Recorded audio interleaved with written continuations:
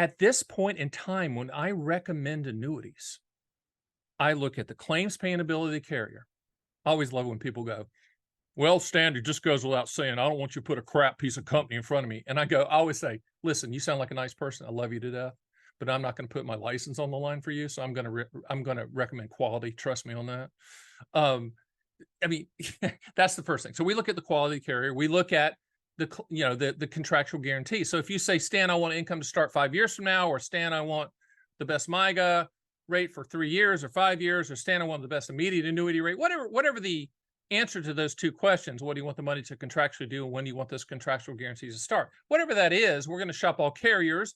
We're going to list the top contractual guarantees offered. Then we're going to look at the claims paying ability. We're gonna look at that compared to the top 5 or 10 in that quote. By the way, don't ever let someone just say, "This is the best annuity. I've done my research, sir, as an agent. This is the one you need to own." That's a crapola sales pitch. So we do the filtering process, and as I said before, annuities are commodity products. Not one's better than the other. We shop all carriers for the highest contractual guarantees, and quotes change like a gallon of milk every 7 to 10 days, and we have to quote all the time. And if you want to move forward, we lock in the quote. But here's what we have to do now. So we go through all that process. We go through the quotes. We go through the carriers. We go through the suitability. We go through it all. But guess what we're doing now?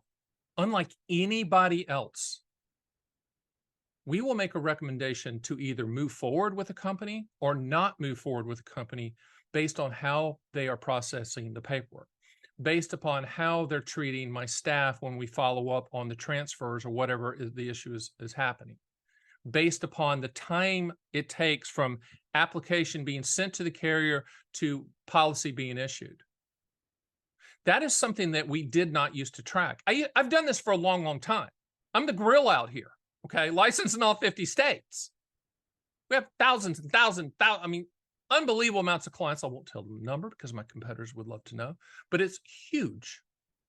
And in the past, we never, ever, ever, ever thought about processing time. But now the new realities of annuity recommendation is just that. There are more than a handful of carriers at the time of this taping, okay, that we are not recommending, even though they have some of the highest contractual guarantees for the products that they're offering in the country. We will step in and say, no, we can't do that to you, Mr. and Mrs. Jones. Their processing time right now is not up to speed. Hopefully we don't put them down. We know the hiring problems they're having, just like everyone's having, but it's your money. And I think at this point in time, to do the right thing, to put the client's best interest first, is to tell them that. Hey, Stan the Annuity Man here. Did you like that little taste of my podcast, Fun with Annuities? Hey, if you want to see the full version, click the link and watch the whole darn thing. Remember, Fun with Annuities. Living the reality, not the dream.